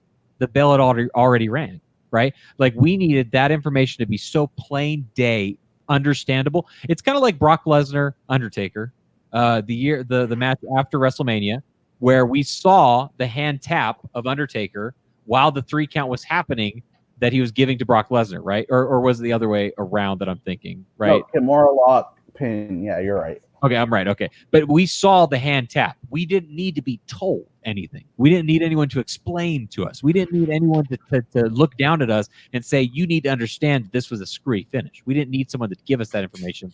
We saw that information plain as day. And that was my issue with the Cody Jake Hager match. that's where that, like, I needed that match to be better. And also the beginning of the match was really bad because they showed Cody far too strong to a man like Jake Hager, unrealistically strong to a man of that size, that caliber. He was taking him down with ease when this man should have felt like a mountain of an effort to Cody, but it did not make it seem like that in the beginning of the match. In the beginning of the match, it should have been like Kurt I thought it Angle started with putting Hager the- being pretty dominant and then throwing Cody to the corner. Well, I'm not talking about the first 2 moves. I'm talking about the first 5 minutes. If you look at the first overall, the first 5 minutes of that match, if you look at it, Cody dropped Jake Hager with a shitty looking drop toe hold. A really, really bad drop toe hold. And he fell like as if his leg had just been taken out completely without any like, oh my God, my leg almost got fallen off, basically. No, it wasn't. And he did that 2 or 3 times. And he also countered, like, here's the thing is Jake Hager, very powerful man, and they need to sell him like an actual monster. They really do. To make Jake Hager work in any sort of, like, the fact that he was wearing shorts and not a wrestling. I hate his look right now. Yeah, I noticed that. I did not like that outfit at all. You're right. I was just like, come on now. You need. I would have took him as the Jack Swagger outfit that he had in WWE. You know what? Like at all the years that I thought I disliked the look of Jake's Swagger, it turns out I actually really liked it on him as a physical character. He needed that look to emphasize his size because otherwise he looked like a really skinny version of Heath Slater to me for some reason. He looked funky to me. He looked weird. He looked slanky, right? That's like, what I'm saying. And you're right, because my thing is like, what the hell changed from the time he was in WWE? Did he went to AEW? When he was in WWE, he was all big, swole, and jacked up and such. Personally, I felt like that he was underutilized in WWE. Now you show up at AEW, he's being mainly utilized. He's in the main event picture going against Cody, but he looks so thrown off for some reason. If that makes any sense. I know, I agree with you completely. And I wanted this first real embracement of Jake Hager, the character, to mean something important. And that's not what I got from this completely. If the finish would have been more screwy to give a storyline progression later on, then I could see it working out okay. I think when it comes to you saying that you thought that I was disappointed from AEW's Fyter Fest Night 1, my disappointment was that there was many matches that didn't feel like they gave all that they could give, but they were all able to have done something more than what would actually happen. I think the women's match was the best storytelling / build up. It was a good match, and it was a stronger match in the women's division of AEW for sure, which is a positive thing because the biggest knock that I have as a big fan of what AEW is doing so far is their women's division is miles below what the WWE has, and the quality of character matches that the WWE is able to put on in the women's division is amazing in comparison to what AEW is giving us, and this was a good building point. And I do think that the COVID problem has caused a lot of female talent to not be showcased anymore. At least that's what I'm assuming, right? Because we're seeing the same 4 characters as of right now. There's also like 3 or 4 injuries too. Okay, Statlander's hurt. Britt Baker's hurt. Yeah. How real is Britt Baker's? Is legit? Nyla Rose fell onto her leg. Baker does, so handle it. Oh, I thought it was like legit that got turned into a work. No, it's legit. Oh, hurt. Yes, well then, well, fuck me. I'm a mark because I got tricked.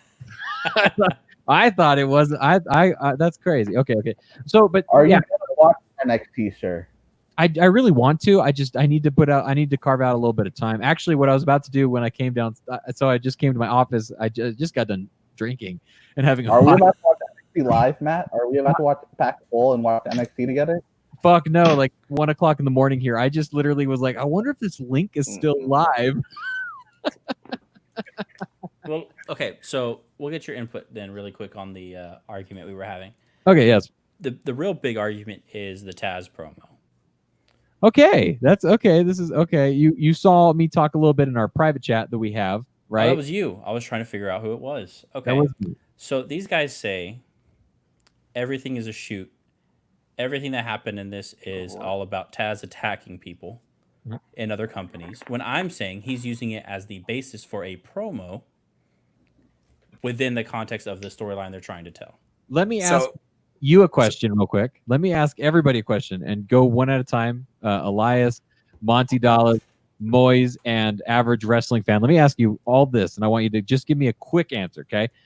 Did that promo upset you in any way? Just a yes or no. Elias, yes or no? Yes. Okay. Monty Dollars, yes or no? Honestly, not really. Okay. Moise, yes or no? Yes, and you're gonna say that's why it worked.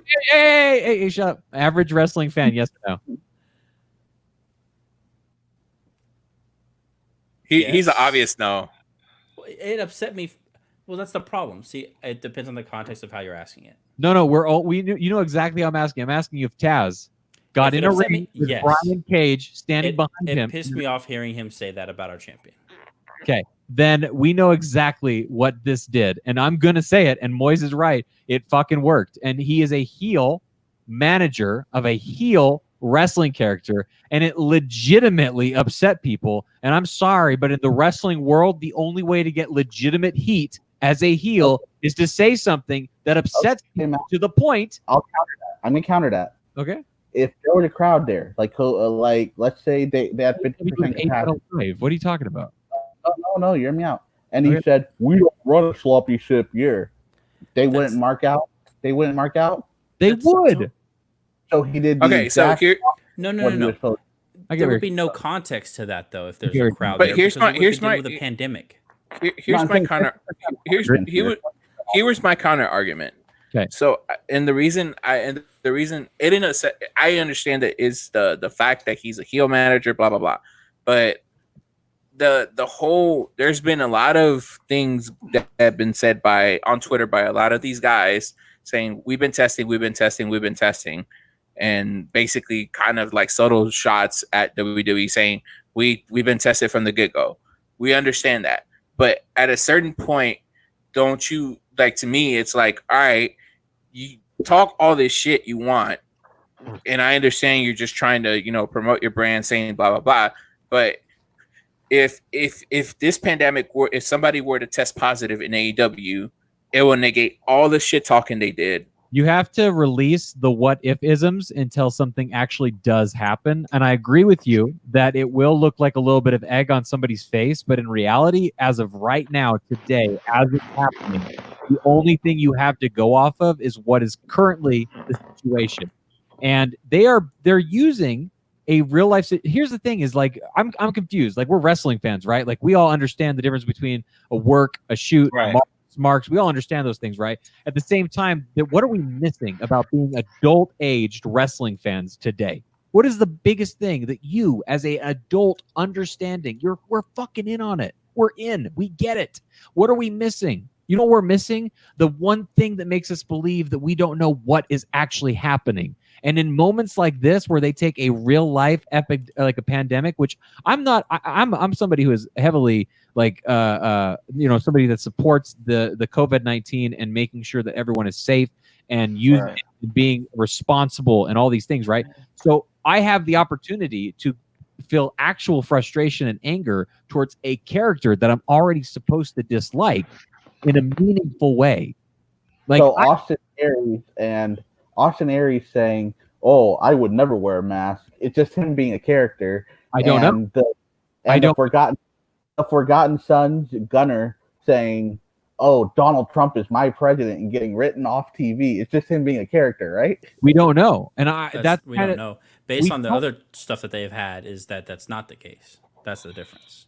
Yes, and not only is that the difference, right? That not only is that the difference, but like let's be honest with ourselves about what it is that we're watching wrestling for in the entertainment aspect of it, right? Let's all agree that we know who Taz is as a wrestler, as a character, right? Do you guys not remember ECW when he literally wore a belt that said "fuck the world"? FTW belt that he wore literally stood for "fuck the world" championship belt. That's who Taz is. So for Taz to come out there spitting straight fire on a microphone and calling out Mox, who he keeps referring to as Mox, and there's a very specific reason why he keeps saying Mox, because it's a goddamn character. I agree. Hey, Matt. Yeah. Hey, Matt. When you think about it, honestly, the fact that Taz is shooting these type of promos, I mean, you can damn near compare him to Paul Heyman at this point, seeing that they both came from ECW. Yeah, I wouldn't compare both of them, honestly. But I'm not trying to compare as far as trying to use their in ring. The style he's talking about is something that Paul actually, Heyman has alluded to a lot. Actually, it is. It totally is, because what was Paul Heyman's go-to these last few months in when he was doing the reigns? He was kept saying, like, spoiler alert, I'm going to tell you right now that Brock Lesnar is going to win this match. What is Taz doing? Taz is not only breaking the fourth wall, but he's also taking a deeper shot into it and expanding it. Here's the thing: is I will not argue if it is acceptable, if it's okay, if it's reasonable, if it's any of those things. I will not talk to you about that. You know why? Because we're talking about professional wrestling. So don't ask what Taz, the real man, is saying. Ask me what Taz, the professional wrestler, is talking about right now. Because I will tell you right now that he is doing a great job at being a heel character. That'd be... I'm sorry, and you know what? And I could be out of base a little bit in what it is that I'm saying, and I'd be willing to admit that if I am. I'm trying to only look at this in the light of professional wrestling. That's the thing, and that's what I keep saying, and it doesn't seem to come across that way. Do you really think Taz hopes for the possible both guys to just fail?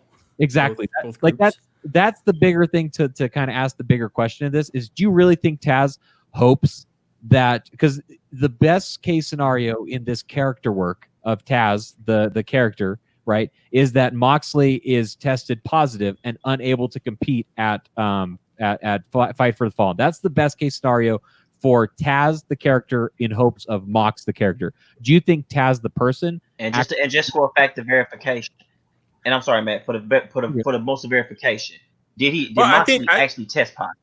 No, he tested negative. He's tested negative twice. I honestly think that like Faza has a wrestling fan. I think he's doing his job, but I think that them touting, and I'm thinking it has a company overall and their stars, because even Tony Khan has said this has been like, we've been tested. We test our folks.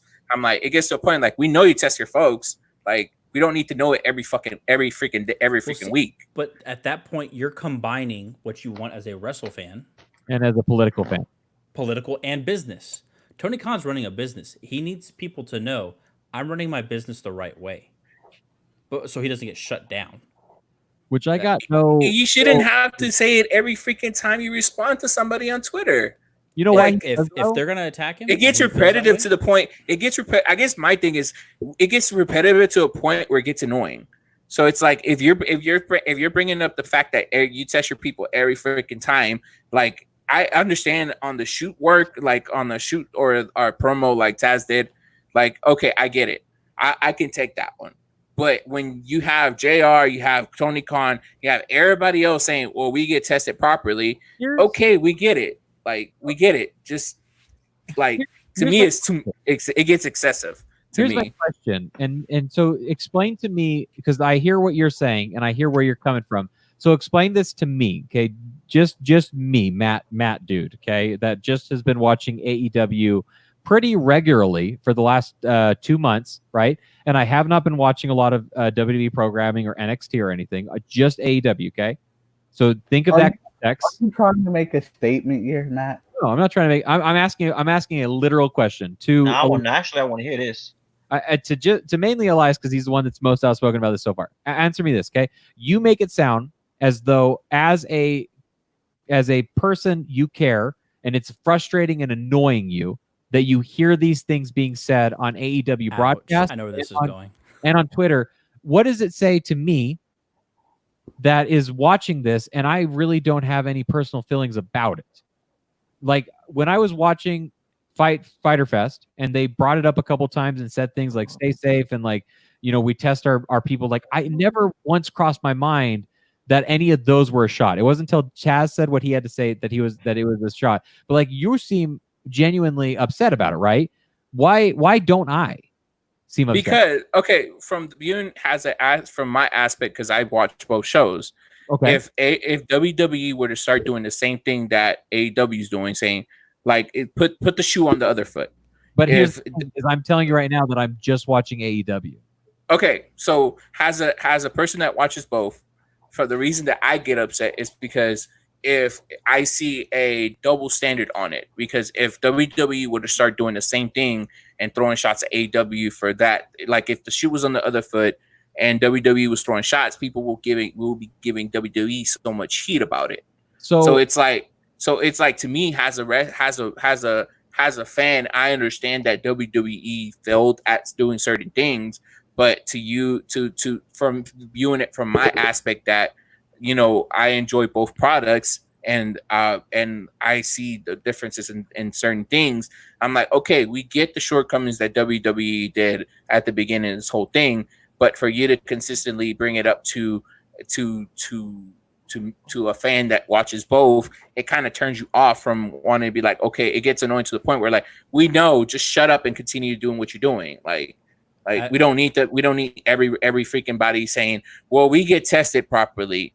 Well, blah, blah, blah. Well, blah, blah, blah. It's like, it gets to a point where you're just like, okay, we know you get tested. Shut up. Like, but you're as not a person, as a human being, why would you not be more upset at the person that's putting more people in danger? Who says I'm not? The way you're expressing it is, I'm upset that I'm hearing they're doing the right things. Yeah. Whether you realize it or not, that is what you're saying. To me, it also sounds, and I mean this in the most loving way as a wrestling fan towards you, is that you're looking at this far too much like a smark, in maybe you should just look at it like a mark. No, fuck Quit that. being a smark, be a mark. I mean, honestly, No, I have. Boys, you're being awfully quiet. I mean, I don't appreciate it. I have I need you to watch NXT so you can tell me what's a better show this week. That's I all really need to watch NXT. I really do. I really want to too. So you too, Angel, because But you know, I mean, Sorry, looking you know, at hey, look, man. matches. look Hey, at man, looking at Oh, sorry. like it might sound like I'm smart, but I'm just looking at it from my point of view. Like we get, I said that when I found out the WWE wasn't testing, I was kind of pissed because of the fact that, come on, you're a multi-million-dollar company and you're not testing your folks. Like, come on, like you could have prevented this, but at the same time, Florida is becoming the epicenter for this whole thing. So it's like, and that's like, what I was gonna, get. like, I guess to me, it's like the more you say we get tested, when I don't wish this to happen. If somebody were to test positive in AEW, it'll basically negate all this, all the for that to happen. I don't want it to happen. So Matt, he says this. You I are say waiting for it to happen because you keep speaking in what if isms. you want it to happen, so you can be like, I I don't told want you so. to. I don't think he wants to because Well, you know what I mean. Yeah, I do know what you mean, but I do think that you are waiting for it to happen. Like And- you are definitely like, I don't want this to happen because it's a terrible thing, and we all agree to that, obviously. But you are waiting for like, hey, I mean, you should be more careful because what if it does? Which we agree. What if it does? Right? We all agree. What if it does? But we tackle that bridge when it comes. But the things that he's talking about right now are not in reference to the fact that like, hey, this may not happen. What he's referring to is like, hey, this isn't happening now because of the precautions that we took at the beginning. And then the other thing is, if someone tests positive, Okay, they would have had the process in a good order to where they will now know this person tested positive before they came in. Yeah. They have not yet interacted with everyone else. Our policy has prevented this from happening because we did this the whole time. Yeah. And that's the difference. Matt. Yeah. And also, listen, That's not being a mark. It's being a human being. Auntie has something he would like to ask me. All right, listen, I'm going to try to play devil's advocate right here. Yeah. I understand where Elias is coming from. Okay. He's saying that, okay, look, y'all done said this one too many times. We tested them properly. Whoop-de-whoop. Okay, great. I'm going to also say this. let's call it what it is. We can sit here and do all the testing we want to, whether you're in WWE or AEW.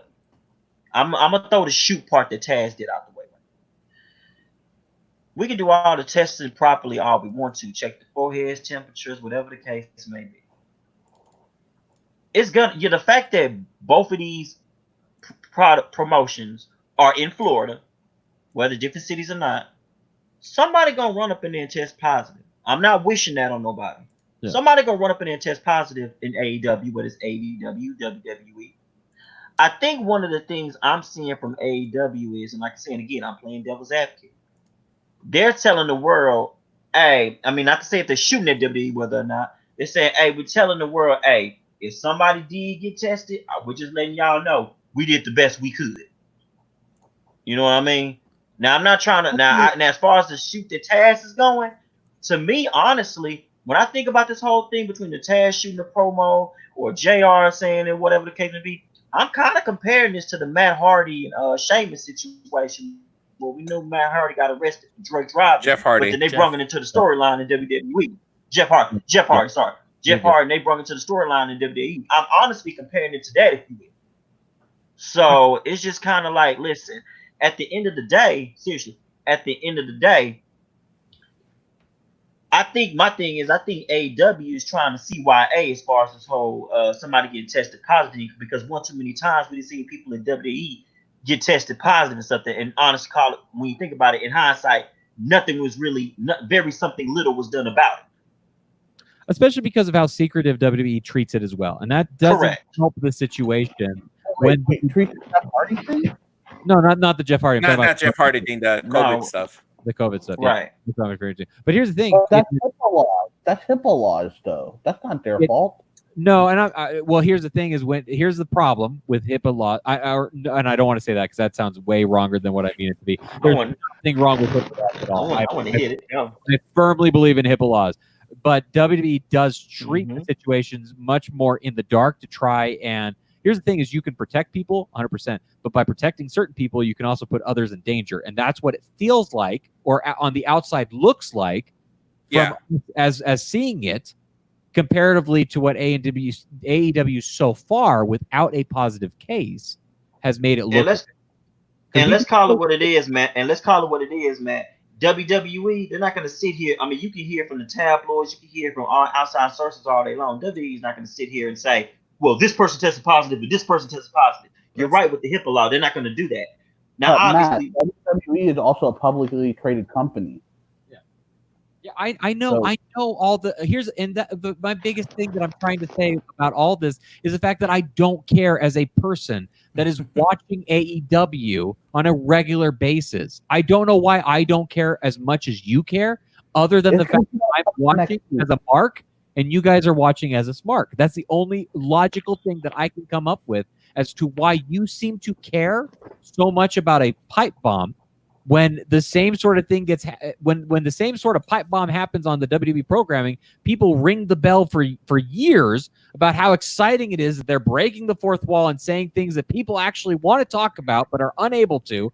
But somebody does it on AEW side, and all of a sudden. It's too much. They've gone too far. If you touch a nerve, then you've gone just far enough. I think to end this, I think to me it's like I'm seeing a lot of things that are kind of like a double standard now. Like if AEW does something in general, everybody believes it. Everybody just like, oh, it's fine. It's just wrestling. But if WWE were to do something in the instance like that, people give WWE the shit. Give me an example so I can believe what you're saying.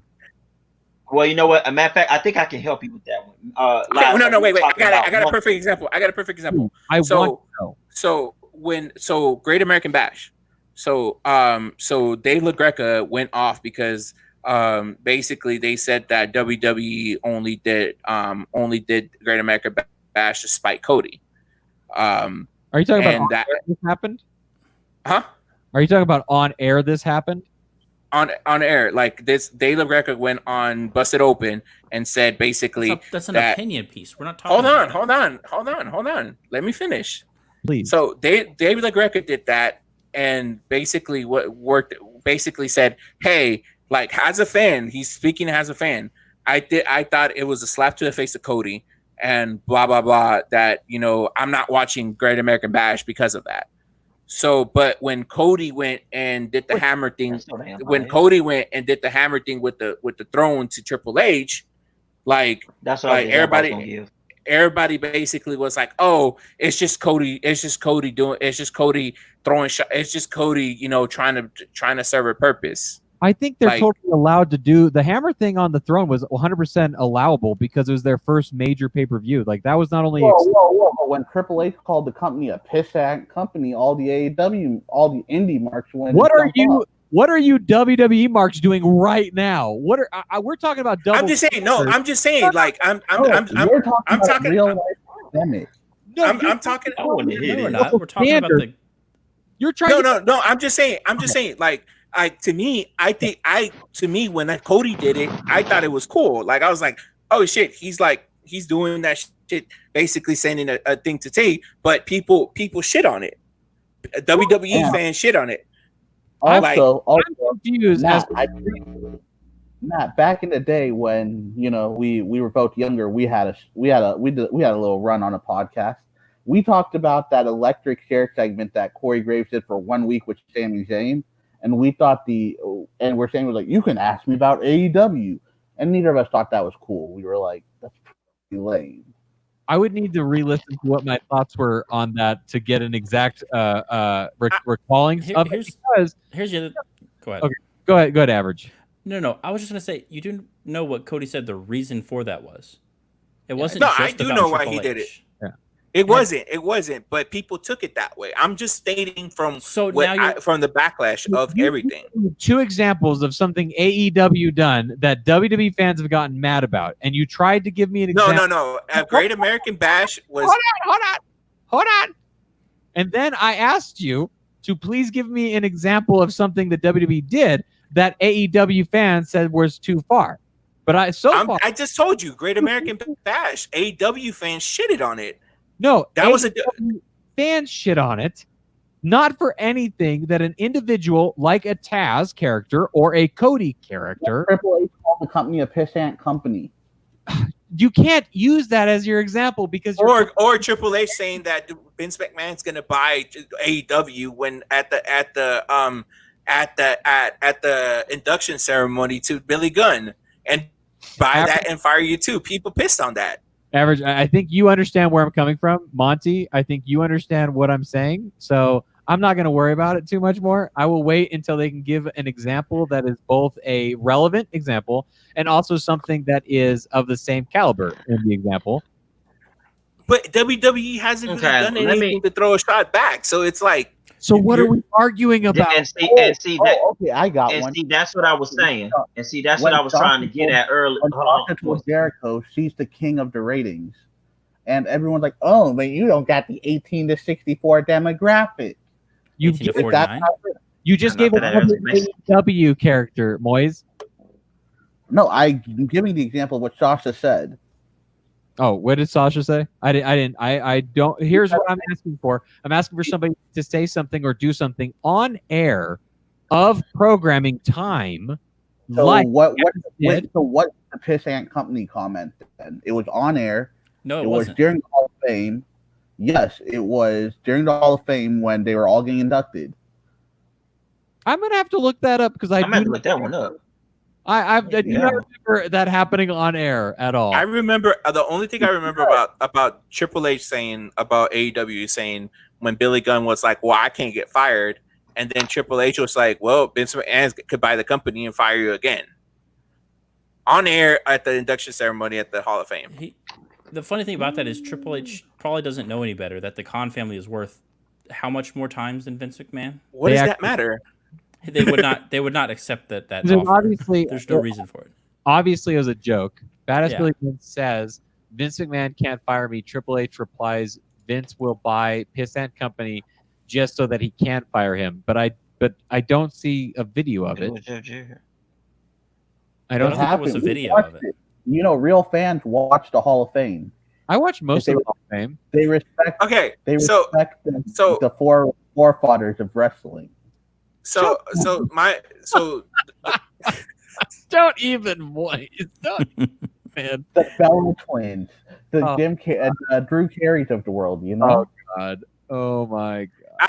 I just look at it. I just look at it that I just look at it to wrap it up. I just look at it as there seems to be, in my opinion, looking at both sides right now. There seems to be a little of WWE. When I was a fan of WWE during the WCW WWE heyday, I will be 100% honest. I enjoyed anytime the fourth wall felt broken and they were taking something that felt real into the. I can't. And Matt, let him speak. Let him speak. I enjoyed every time that they would take something that felt real into a promo and made it feel meaningful. I don't think my issue is with the programming. I think my issue is with the fans. I enjoy. I'll agree with you. I'll agree with you because most fans are all shitty on both sides of the spectrum. Both sides, absolutely. Right? So I don't understand what you're worried about if you're looking at the fans and being annoyed at them, because guess what you get to do? You get to be a fan and you get to watch the programming on your own time, and you don't have to worry about what other people are thinking, saying, or feeling, because you get to do it yourself. So I don't understand why I would worry about what the shitty AEW fans feel or act like or talk like when I actually don't care what the shitty WWE fans say as well. I watch it for me. I enjoy it for myself. I think it's because a lot of the influence in AEW fans they're 2 times worse now. I see. Honestly, WWE responses as well. And to be honest with you, it goes both ways.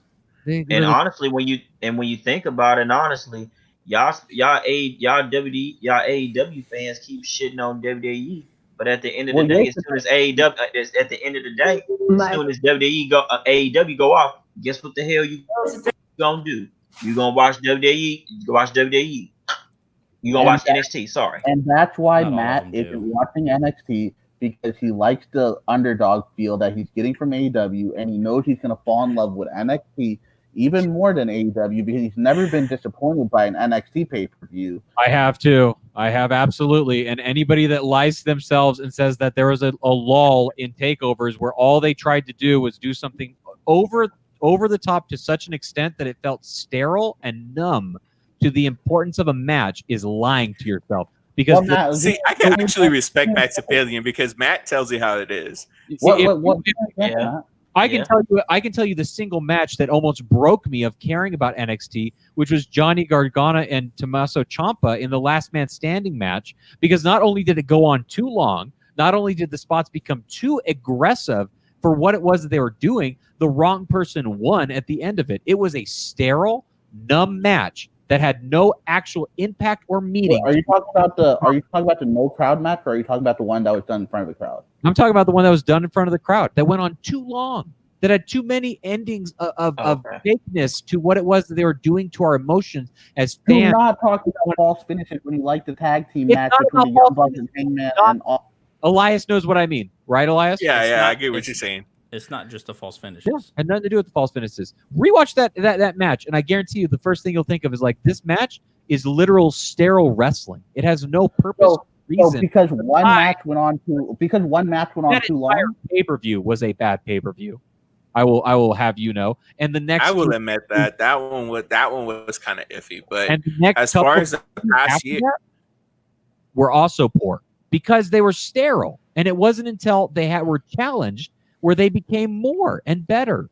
And they still have problems. Both shows have problems. I'm not telling you AEW is a better show than NXT. I'm telling you that me as a fan personally is invested and interested in what the AEW product is at the moment. Can we get Matt on here more so I have someone else with me? He's invited whenever he wants. Wait. I hate to say it, man. But I had to give you a point on that one.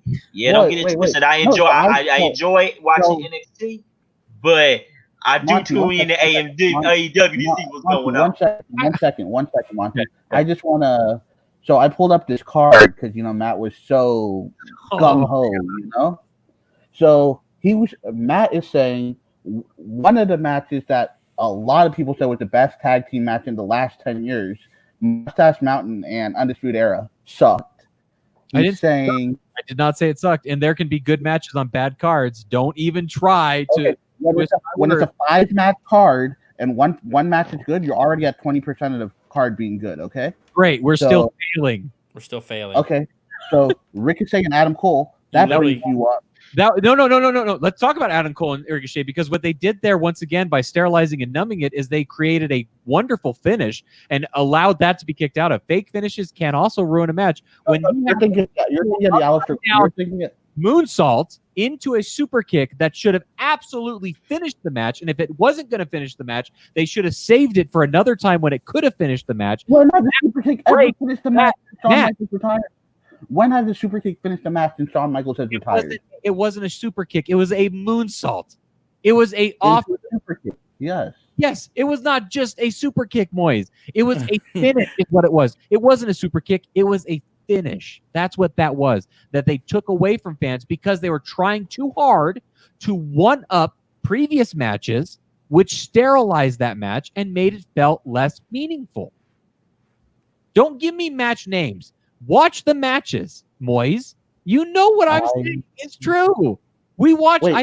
Didn't we watch that NXT pay-per-view together? I don't think so. And then I'm going to disagree with the next one, too, because the next one was a War Games. I don't think we've had a bad War Games. And the match before the War Games match was Tommaso and Velveteen, which I remember you telling me you actually liked that match a lot. Anything Velveteen does, I love, so I won't argue that. Except for text underage women. But yeah. Well, yeah, if that's true. That's yeah. I need to find out. I think 3 out of 5 though. That's still a fail. I think in general, I think and I said this back and rewatch. I said this. The War Games was not great. It did have problems. Wasn't that the first War Games pay-per-view? Yes or no? No. That was the one with Pete Dunne, Ricochet, and the War Raiders beating. No, that was the second one. Era. That was the second one. Okay, I need to. Yeah. I need to rewatch that particular War Games match. So I can see right now that the Adam Cole Ricochet match was not good because of the sterilization to it. The Last Man Standing was not good. It was not.